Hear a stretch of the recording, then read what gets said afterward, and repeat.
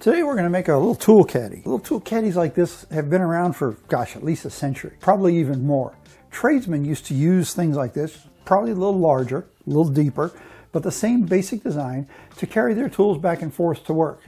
This is the 1x4 I'm using to make the sides, the two sides, 3.5 inches tall. As you can see, it's pretty dirty. You got to watch the condition of your wood when you're laying it out. This piece, this looks like from the strap, when they strapped the pallet, and that's dented in, so I really can't use that part. And since I need these pieces to be 16 inches long, I have to come from this end and measure it. This piece, on the other hand, as you can see, here's the edge of the tree. While I could use that, I'd rather not, so I need to measure from this end. Now, one thing you want to do too is never assume that the cross-cut end coming from the factory is absolutely square. This end, which is supposed to be square, might be a shade off, and it will most likely be rather rough. So you really want to trim that, like just trim 1/8 of an inch off, and then take your measurement. We're going to need to find out where our center line is. We've got a 5.5 inch board, so that's 2 3/4 of an inch. Just drawing a center line here. Really doesn't have to be the full length, but I'm going to go ahead and put it there. Always take your time when you're doing your layout. And then I want to come up 9 1/4 inches to the center of that hole, okay? So I'm measuring again from the bottom, 9 1/4 inches, and I put a crosshair here, and that's so I know where that's supposed to be. I've got 2 3/4 is my radius, so 12 minus 2 3/4 is 9 1/4 inches. So that's the center line is going to be for this, okay? So this mark is both for making that hole and for making our semicircle. I'll set it for 2 3/4, and accuracy is important. And draw in my semicircle.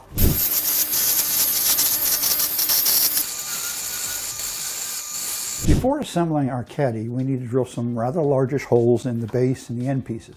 Now by rather largish, I mean 3/4 inch diameter. And that may not seem real big. When it comes to drilling holes, yeah, it's kind of on the big side. 2 of those go into the base, and they go all the way through, and their purpose is to provide drainage. You know, you put plants in there with soil, and you water the plants, and oh, look, you got water inside your caddy. The ones in the ends don't go all the way through, and that's very critical, or very key, I should say.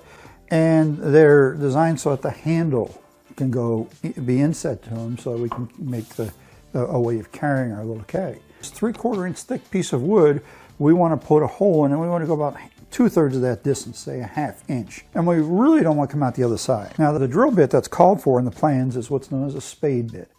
And spade bits are a very common bit that are used for making largish holes up to roughly 2 inches in diameter, I think is the biggest I've ever seen. They work well, they're easy to use, and they're not very expensive.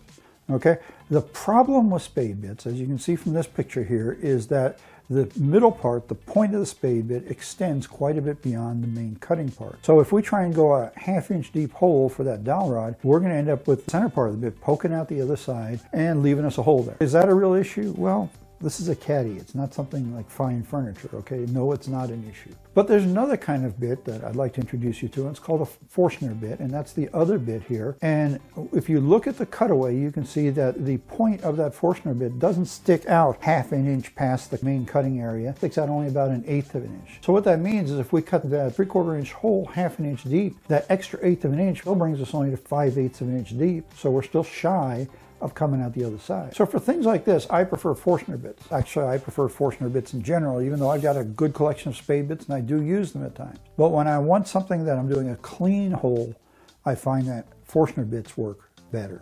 You don't have to have a drill press for this. You can do this with an electric hand drill. You could even do it with a manual drill of some sort, okay? One nice thing in this particular case is that this drill bit this part of this drill bit is just shy of 1/2 inch. So when I get to the point where this is just below flush, I'll know I'm at 1/2 inch. We need to drill some holes in the side pieces and in the ends for the screws that are going to hold this together. And we can mark out some tick marks at 3/8 of an inch and draw a line. But if you have a combination square, there's a much easier way of doing that. And that is to put the square, I've already set it at 3/8 of an inch, put it up against the side of the wood and just follow the square with the pencil. Now I'll use my ruler to figure out, say, a thirds, okay? So I'll go ahead and mark this in thirds for the screws. And again, on the ends, maybe say 3/4 of an inch from the top and 3/4 of an inch from the bottom. And then of course, like I always do, I'm going to use my auto center punch to go ahead and mark those holes, giving me a positive location for my drill bit.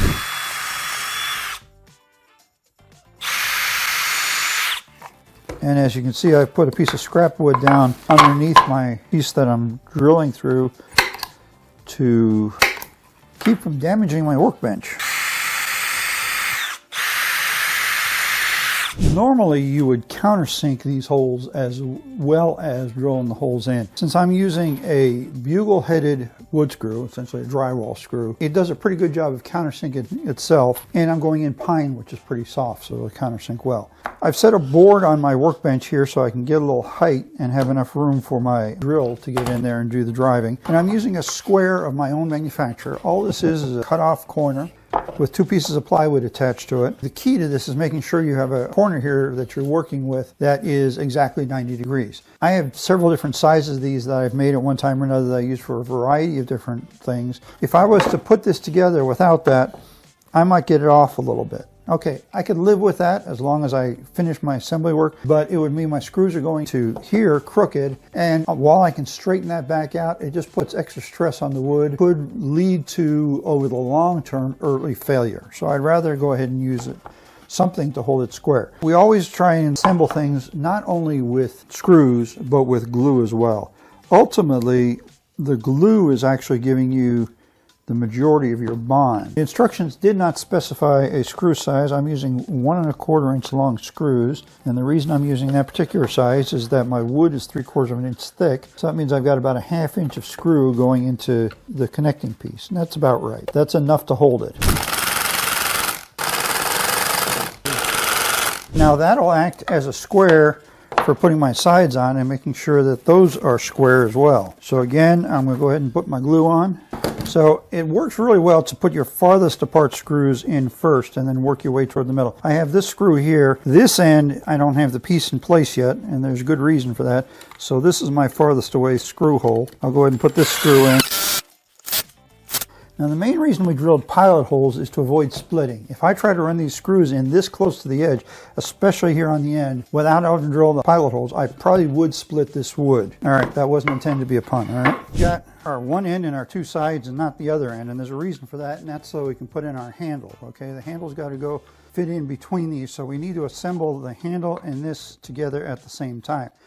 Now, let me tell you one thing about dowel rods, and that is they aren't necessarily the size they're said to be, okay? This is supposed to be a 3/4 inch dowel rod, but when I tried to fit it into the hole, it wouldn't fit.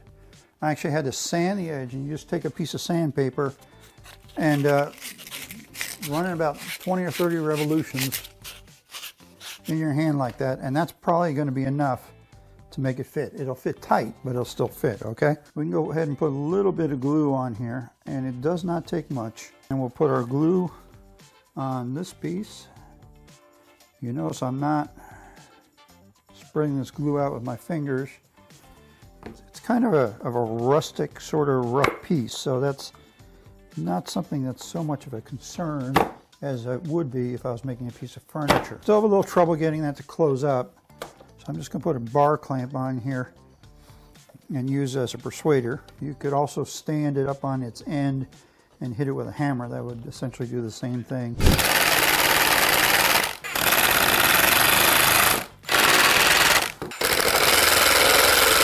And there we have it, our finished toolbox. Could use some paint. I'll probably throw a couple of coats of paint on later. You can make these different sizes. I've seen them huge ones like this, you know. Maybe you want to make the sides a little bit higher. Go ahead and modify the design. Just be careful to make sure that when you're doing that, you got all your dimensions right. Double check your dimensions before you start cutting. Double check them on the paper and then double check them on the wood, all right? So go ahead and make yourself a caddy or two and have some fun. We'll see you next time.